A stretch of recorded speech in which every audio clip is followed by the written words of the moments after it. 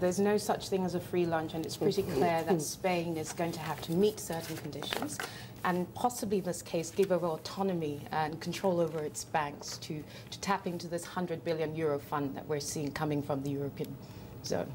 How difficult is it going to be, do you think, for Mariano Rajoy's government? Because obviously they've got to give complete oversight of the financial sector to Brussels, as you say, but also says Olli Rehn, Spain will have to comply fully with other conditions and new sets of conditions, i.e. changes to pensions, changes to unemployment benefits, Christmas's bonuses going, that kind of thing.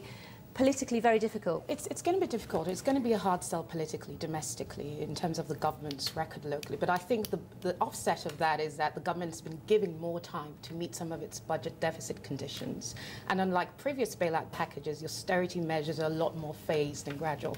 So that might come as some small consolation to the majority of the population. But I think it's still worth watching the potential for any sort of economic unrest. Well, as you say, there's no such thing as a free lunch, is there? But moving on to the Wall Street Journal. And Bob Diamond, more detail about the circumstances under which he departed, what he's having to give up. But I'm wondering how much interest there is in the wider public, in the full detail. I mean, obviously there's a lot of anger, isn't there, at the banking sector, but I wonder how many people are following this in great detail. Yeah, I think Liborgate, as I call it, is probably going to run on for a while. And I think there is some need for the public to know a bit more, because we're going to start seeing more stories come out and unravel now with Washington, D.C. getting involved, the European Union also taking much more of an interest in it.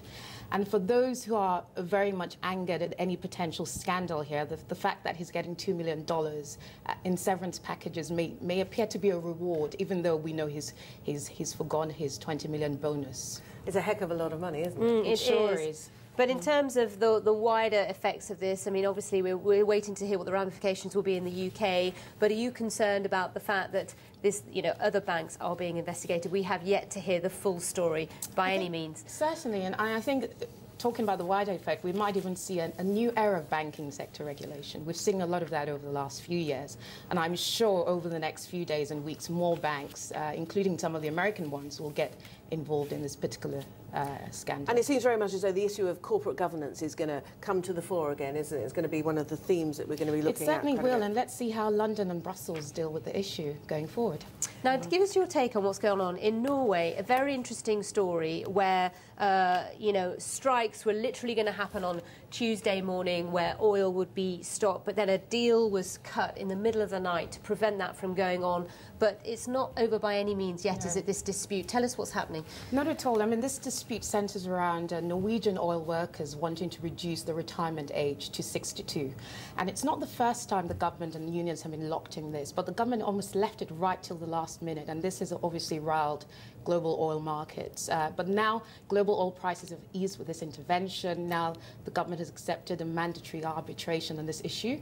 But with some of the problems we're seeing in Iran and elsewhere, I think this story is going to run for a while yet. And the key is that Norway is actually quite a significant non-OPEC oil member, supplying around 2% of global oil supply. So what happens here is certainly going to have an impact on global oil markets. Well, it's very interesting, isn't it, that the Norwegian oil workers are going against the trend. I mean, when the trend is increasing the age of retirement, and they're asking what in many other countries would be absolutely unthinkable. Well, you have to think of this in the wider context of the general social packages in Scandinavia are quite very attractive.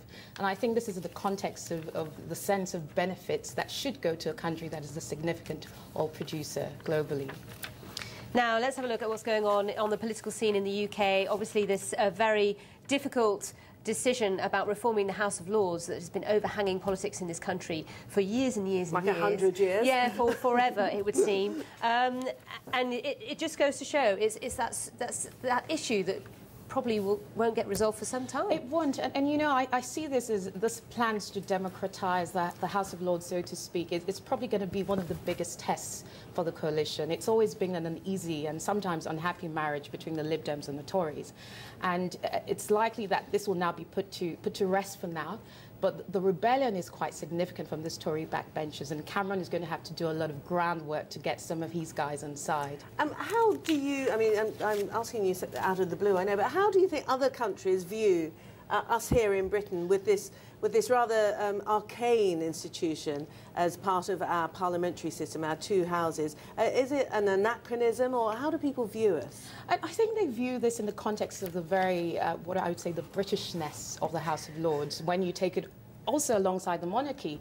But I think more interesting is that in the context of the list of priorities, when you look at the economy, the double-dip recession cycle, it's probably not seen as something fairly significant globally. Now, number of mothers over 40 trebles in 2 decades apiece in The Telegraph today. Not a surprise, is it, this story? Far from it. I mean, we're seeing an age where women are getting much more financial employment opportunities. Fertility treatments are increasing in their sophistication, so women are choosing to hold off motherhood for much longer. And also because perhaps there's a shortage of men, anyway. But it would be very interesting. I don't know if they've actually documented it yet, but actually interesting to evaluate what the social impact is eventually of having older mothers. I mean, there's going to be down the road. I mean, one of the more obvious ones, I think the average age now for a first child for a woman in this day and age is 29 years of age. And one of the consequences of that, we might see smaller families going on, women probably eventually deciding to settle for just one child instead of 2 or more. Now, I don't know. Have you read this book? That's the question. 50 Shades of Grey. It's in the news nearly every single day. It is. It's the Sun front page, just for all of you watching. Anyway, 50 Shades of Brown, it says. 50 Shades of Brown. It's 50 Shades of Grey. Now, this is a book. It's a best-selling book by all accounts, isn't it? And this incident has occurred because this chap found his girlfriend reading the book. He thinks the book is quite She can't put it down, apparently. Sexually explicit, I think it is. Mummy porn is described as. Well, it is. I'm just telling you what it's described as. He's gone ballistic and smothered the girlfriend, the offending girlfriend, in brown sauce, of all things. OK, we haven't read the book. No, I haven't read the book either. No, I haven't read it. But I think this makes for even more saucy reading, actually. But the question is, do men really care what women read? But what is interesting is about the demographic of women who are reading this is career women over 30. So we'll see.